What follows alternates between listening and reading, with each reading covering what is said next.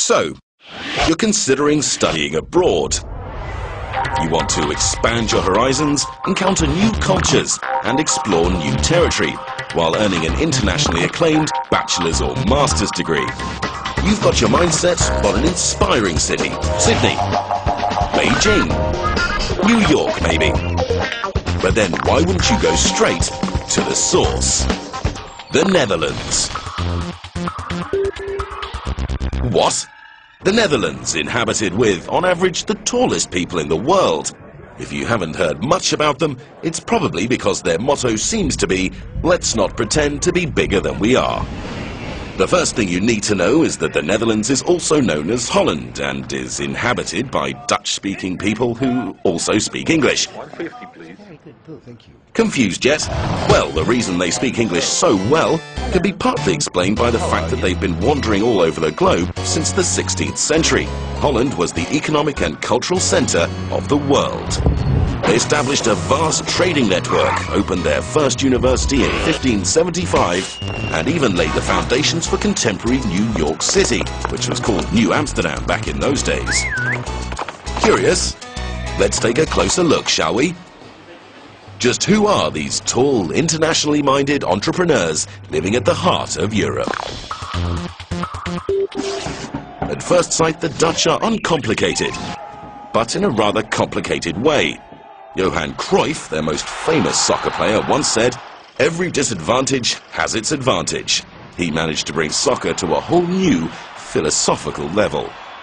This remarkable, say, out-of-the-box approach to analysing and solving problems is something they put to good use in the 14 research universities and 40 universities of applied sciences around the country. The Dutch democracy is home to over 190 different nationalities, living in its many cities and villages. One has to admit that the Dutch are generally open-minded, freedom-loving and tolerant towards foreigners. All told, the Dutch take a very broad view of life, at least in their mind, because their tiny homeland measures only 300 kilometers from north to south and 170 kilometers from east to west.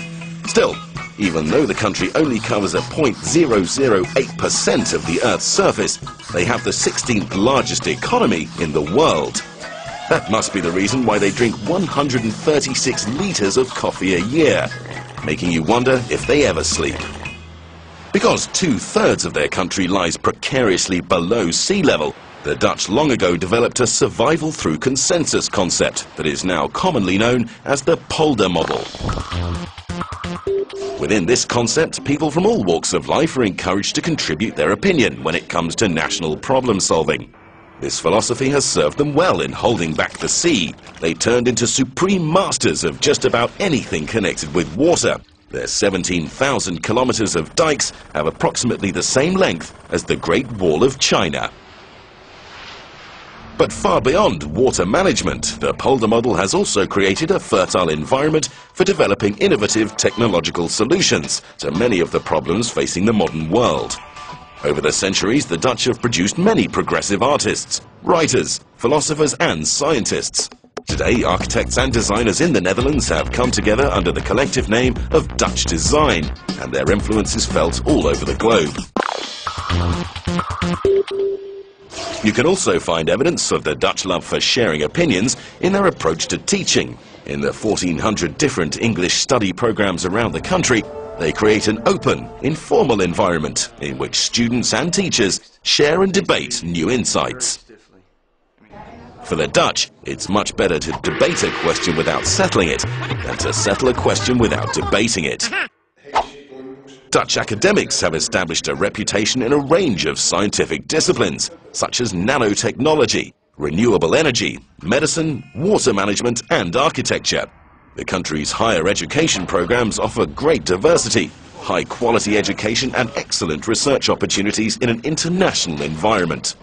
Dutch researchers are among the most productive in the world, which helps make Holland one of the best-performing countries worldwide.